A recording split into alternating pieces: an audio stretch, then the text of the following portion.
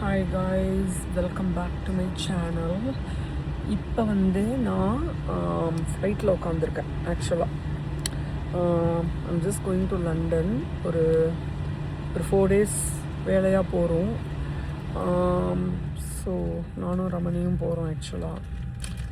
So நான் ஃப்ளைட்டில் உட்காந்துட்ருக்கேன். இன்னும் ஃப்ளைட் கிளம்ப போகிறது கொஞ்சம் நேரத்தில் கிளம்பிடும்.